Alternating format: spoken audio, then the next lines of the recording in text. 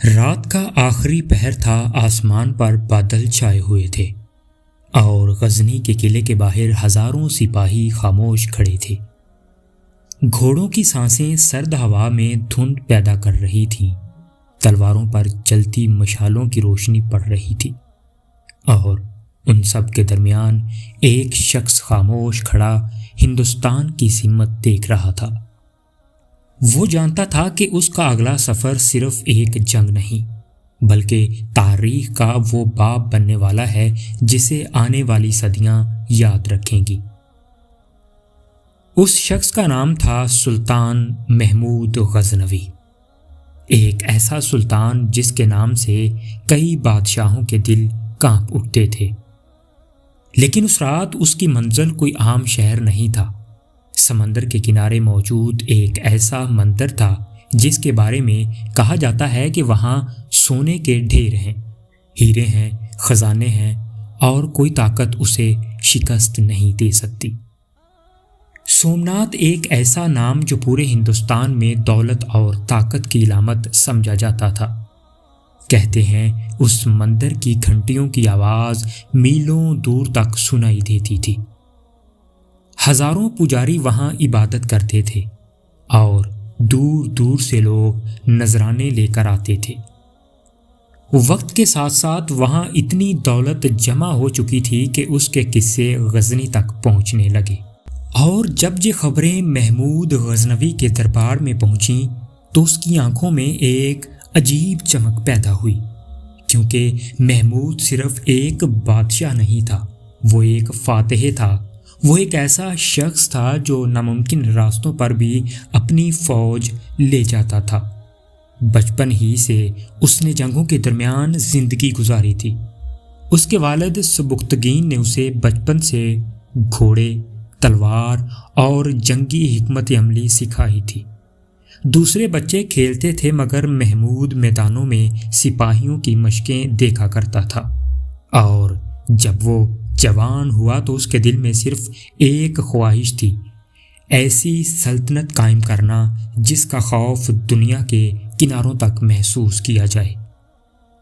جب اس نے غزنی کی حکومت سنبھالی تو اس نے اپنی فوج کو مضبوط کرنا شروع کیا۔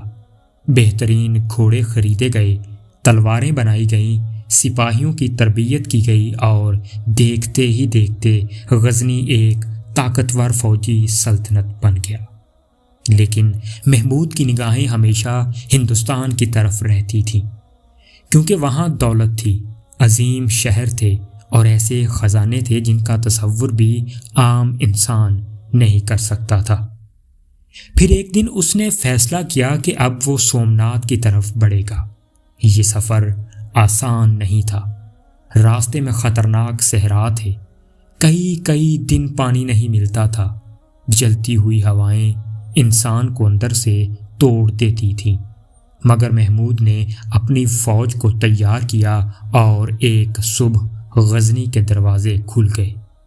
ہزاروں سپاہی گھوڑوں پر سوار نکل پڑے، جنگی جھنڈے ہوا میں لہرا رہے تھے، نعرے بج رہے تھے، اور زمین گھوڑوں کی ٹاپوں سے کانپ رہی تھی۔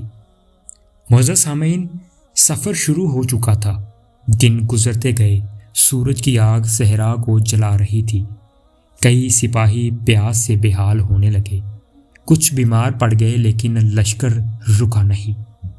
رات کو جب فوج خیمے لگاتی تو دور دور تک صرف مشالوں کی روشنی نظر آتی۔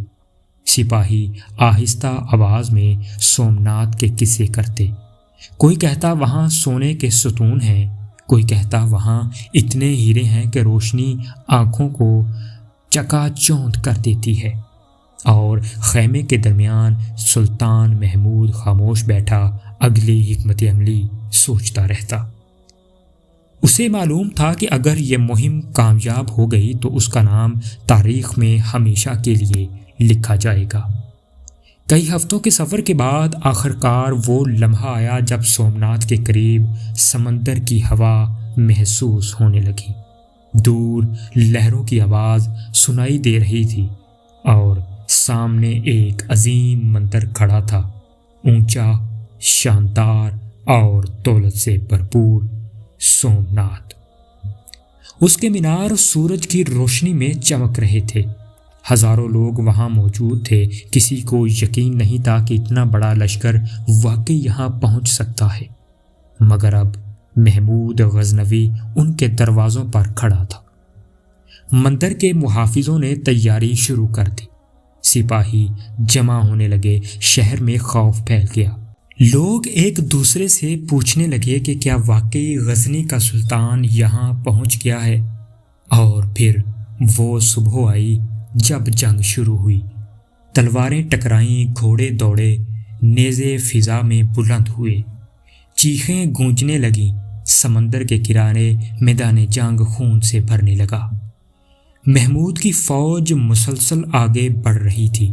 ہر طرف گرد و غبار تھا، شور تھا، جنگی نعرے تھے، اور ان سب کے درمیان محمود اپنے گھوڑے پر سوار سپاہیوں کو آگے بڑھنے کا حکم دے رہا تھا۔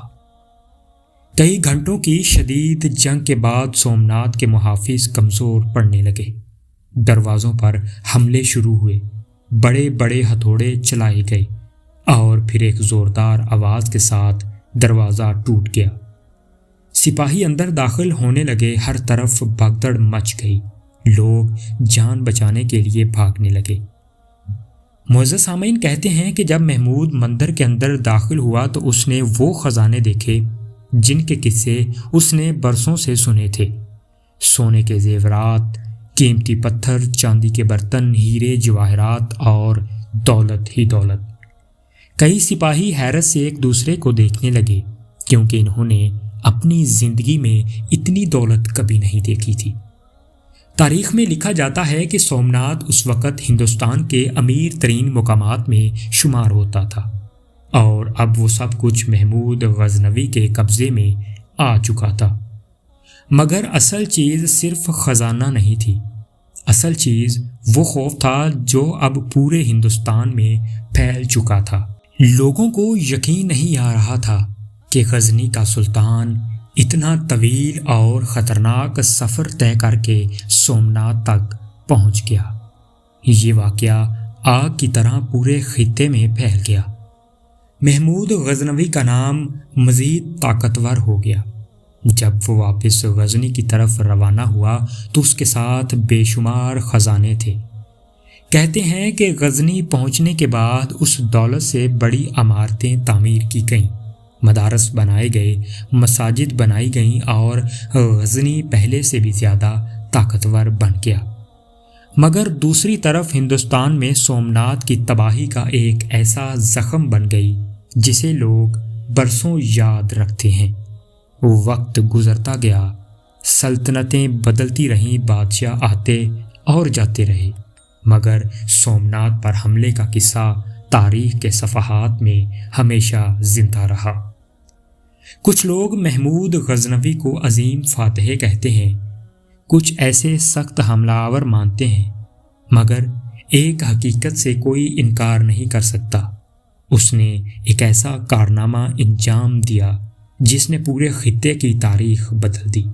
آج بھی جب تاریخ کے اوراق پلٹے جاتے ہیں تو صحرا میں دوڑتے گھوڑوں کی آواز، سمندر کے کنارے کھڑا سومناتھ اور غزنی سے نکلنے والا وہ سلطان انسان کے ذہن میں ایک فلم کی طرح زندہ ہو جاتا ہے، جیسے وقت آج بھی اس جنگ کی گرد اپنے اندر سمیٹے ہوئے ہے۔